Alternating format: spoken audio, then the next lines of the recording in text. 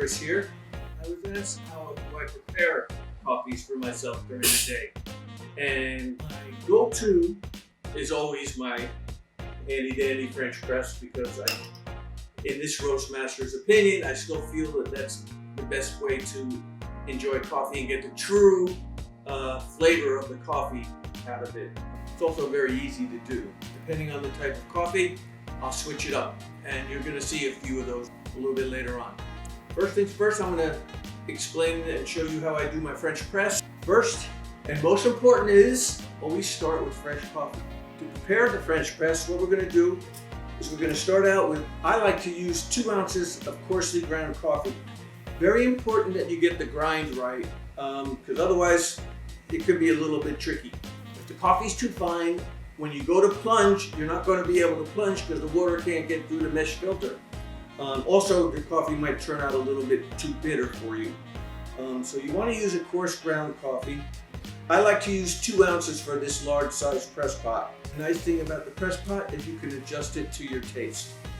So now we put our fresh ground coffee in there.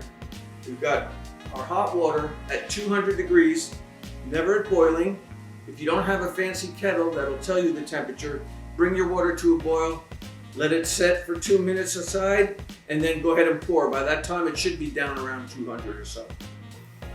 And the first thing we want to do is wet the grounds.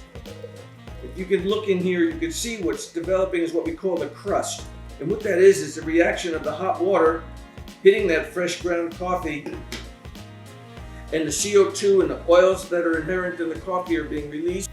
So now we're going to let that sit for about 30 seconds and let the extraction start. And then we're going to break the crust. Anything that'll stir it up, it works just fine. We want to make sure we got all those grounds wet and saturated. And then we'll finish pouring. And we're going to pour up to the bottom of the metal band. I like to pour in a circular motion to make sure that I'm getting everything wet. And then when we get up to the bottom of the metal band, we'll put our top on.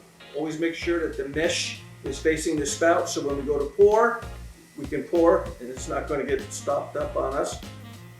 And then we'll start our countdown. On average, 4 minutes is our steep time. Again, the nice thing about the French press is if you want to go a little bit longer for a little bit more stoutness in the cup, you can do that.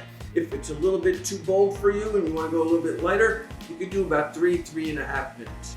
It's completely up to you. Okay, our 4 minutes are up. It's time for us to enjoy the fruits of our labor. We're going to plunge slowly with firm pressure. If our coffee is ground properly, we should have minimal resistance. If your press pot is new, sometimes you might get an air bubble and it starts to get a little hard. In that case, stop, pull up on the plunger, you'll break the vacuum, and then you can continue your plunge effortlessly. Now you get to enjoy all the true flavors that come out during the brew cycle. Now, if you're brewing with a French press for the first time, you might notice at the bottom of your cup there's a very fine sediment, okay?